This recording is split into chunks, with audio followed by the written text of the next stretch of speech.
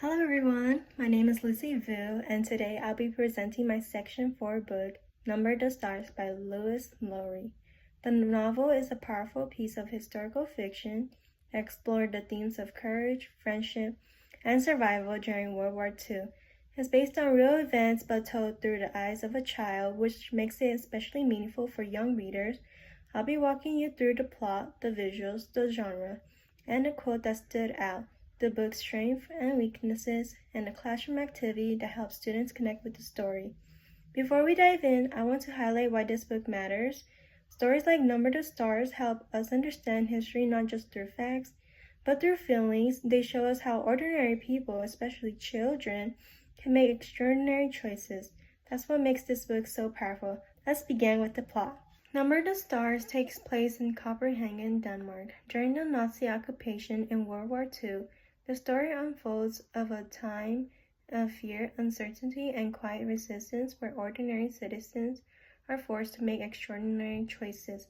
The atmosphere is tense and dangerous, with German soldiers patrolling the streets and Jewish families living in constant fear of being arrested or deported. The main character is Anne-Marie Johansen, a 10-year-old girl who lives with her parents and her lively young sister, Christy. Anne-Marie is thoughtful, observant, and deeply loyal to her family and friends. Her best friend, Ellen Rosen, is Jewish, and their friendship becomes the emotional center of the story. As the Nazis began rounding up Jewish families in Denmark, Anne-Marie's family makes a courageous decision. They chose to help Ellen and her parents escape. To protect Ellen, they hide her in their home and pretend that she is their deceased daughter, which name is Lois, who died in a car accident years earlier. This moment is both heartbreaking and brave because it shows how far people would go to protect those who they love, even the risks are life-threatening. The Johansons know that if they are caught, they could face severe punishment or worse. The tension builds as Anne-Marie becomes more involved in the Danish resistance. This was a real-life network of citizens who worked together to smuggle Jewish families to safely in neutral Sweden. The book honors these efforts by showing how resistance doesn't always involve weapons or battles. It could be quiet, hidden, or deeply personal. Through Anne-Marie's eyes, readers witness how resistance can take many forms, some loud and public, others quiet and hidden. Even small actions like delivering a message or hiding a friend become acts of courage. One of the most intense scenes in the book occurs when Anne-Marie is asked to deliver a secret package. The package is hidden inside her basket, and she is told it's important she doesn't know exactly what it contains, but she must walk through the woods alone, knowing the Nazi soldiers could stop her at any moment, and they do. In that terrifying moment, she must stay calm, think quickly, and act innocent. Her ability to remain composed and protect the package plays a key role in saving Ellen's family. The package contains a handkerchief treated with special chemical that disables the Nazi's dog ability to smell hidden passengers. Without it, and escape the plan would fail. This scene is written in so much tension and emotions that you could almost feel Anne-Marie's heartbeat. It's a turning point in the story. Her courage becomes real, not just imagined or hoped for. She steps into a role that demands bravery. Even though she is still just a child, she doesn't fully understand the science behind the package or the full danger of the mission, but she knows that it matters. Her bravery is quiet, instinctive, and deeply moving. The book ends with the liberation of Denmark. The war is over, and Anne-Marie's wait with hope for Ellen to return home safely. It's a bittersweet ending, and there is relief that the danger has passed, but it also saddens and uncertainty about what comes next. And the friendship, the losses, and the quiet act of heroism linger with the final pages. Anne-Marie's reflect on the start of David necklace as she kept hidden for Ellen, and the memory as her sister Lise who died resisting the Nazis. Now we're going to start off with the visuals. While Number the Stars doesn't include illustration with its pages, the cover art plays a crucial role in shaping the reader's expectations. Most editions feature symbolic elements like Anne Marie's face, the Star of David necklace, and a backdrop of muted, somber colors. These choices reflect the emotional gravity of the story and hint at the historical context before the first chapter even begins. The cover acts as a visual getaway, preparing readers for a narrative that is both intimate and historically significant. It signals that this is not just a story about childhood, but one about courage, resistance, and the quiet strength of ordinary people during extraordinary times. Because the book relies entirely on text, readers must engage their imagination to visualize the characters, the settings, and the emotional tension. This can be challenging for younger readers, especially those used to illustrated books, and it also offers a unique opportunity also. By picturing the scenes in their minds, students can build empathy and develop deeper emotional connection to Anne Marie's experiences. The absence of illustration encourages readers to become co-creators of the story, filling in the visual gaps with their own interpretations and feelings. This imaginative process is part of what makes the reading so powerful. It turns each reader into a participant, not just an observer. Next up, I'm going to talk about the genre analysis. This book fits into three main genres, each contributing to its depth and impact. Historical fiction is the first one I'm going to talk about. This story is rooted into real events from World War II, particularly the efforts of the Danish resistance to protect Jewish citizens from Nazi persecution. While the characters are fictional, the setting and many of the events are historically accurate, though, helping young readers connect emotionally to a significant moment in history. Second one I'm going to talk about for the genre analysis is war literature. Though written for a younger audience, the novel explores serious themes such as conflict, danger, sacrifice, and survival. It shows how war affects not only soldiers but also ordinary families and children, offering a powerful lens into the human cost of violence and oppression. Last but not least, coming of age is the last genre. At its heart, this is also a story about growing up, and Marine's journey is one emotional growth and moral awakening. She'll learn what it means to be brave, to protect others, and to make difficult choices. Even when she doesn't fully understand the risk or consequences, her development mirrors the inner strength that can emerge in times of crisis. Together, these genres create a layered narrative that is both educational and emotionally powerful.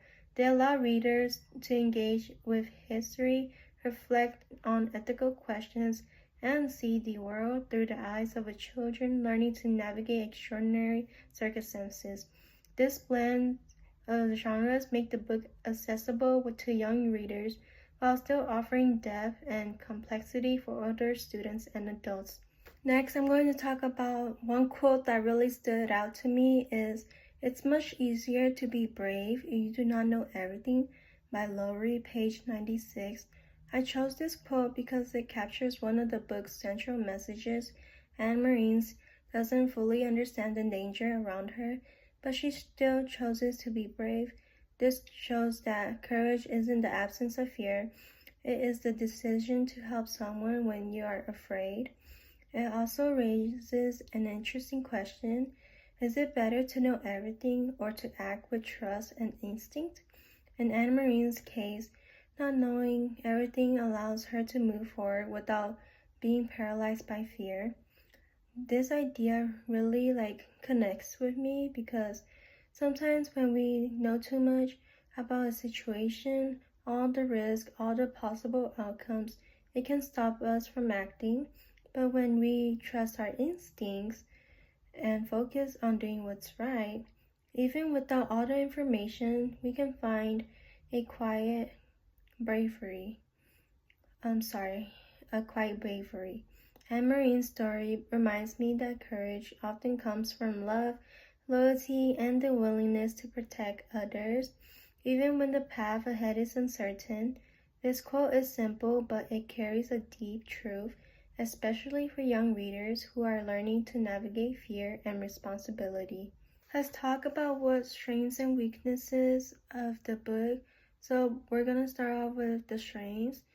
So the first strength is clear and accessible language. Lois Lowry uses simple, direct language that makes the story easy to follow for young readers. This clarity allows students to focus on the emotional and historical content without being overwhelmed by complex vocabulary or structure. Second strength is relatable and powerful themes. So the novel explores loyalty, bravery, and friendship in ways that are deeply meaningful yet age appropriate. These universal themes help students to connect personally with the characters and reflect on their own values and choices. The third strength is child-centered perspective, and Marine's point of view offers a window into history through the eyes of a child. Her thoughts and feelings make the events of World War II more understandable and emotionally resonant for young readers. The last strength is it encourages moral reflection and critical thinking. The story prompts students to consider what it means to do the right thing, even when it's difficult or dangerous. It fosters discussions about ethics, courages, and the impact of individual choices in times of crisis. Now we're going to start with weaknesses of this book. The first weakness is historical context may be challenging. So some students may need extra historical background to fully understand the events. Without that context, the emotional weight of the story might not fully land. The second weakness is emotional intensity. So the book includes themes that may feel too intense or emotionally difficult for young readers who aren't ready to engage with such content. Teachers may need to provide some emotional support too and space for reflection for young readers who are reading this book. The last strength is that the book has slow pacing in parts. There are moments where the pacing slows down and young readers might lose focus without guidance or discussion. These slower sections are important for character development, but they may require scaffolding to keep students engaged. Overall, the strengths far outweigh the weaknesses, especially when the book is taught with care and context. Now we're going to start for our classroom use and activity. This book works well for grades 4 through 7, so one classroom activity I recommend is Symbol of Courage project. So students choose a symbol from the book, like the Star of David necklace, Anne Marine's basket, or even Uncle Henrik's boat, and create a drawing or mini poster of it. Then they write a short paragraph explaining what the symbol represents, how it connects to courage or resistance, why it stood out to them personally, and this is an example of the activity. This activity helps students understand symbolism while also connecting emotionally to the characters and their choices.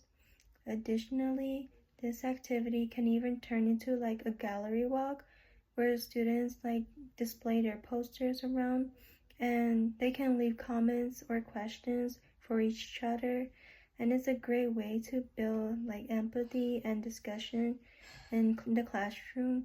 It also allows students to express themselves creatively while deepening their understanding of the story theme. In conclusion, Number the Stars is a powerful story about bravery, friendship, and hope. During one of the history's darkest times, Lois Lowry makes the events of World War II understandable and meaningful for young readers, showing how even small acts of courage can make a big difference. Whenever you're reading it for school or personal growth, this book reminds us that ordinary people can do extraordinary things, and that even children can be heroes. Thank you so much for listening to my Section 4 presentation. I hope you enjoyed learning about this book as much as I did.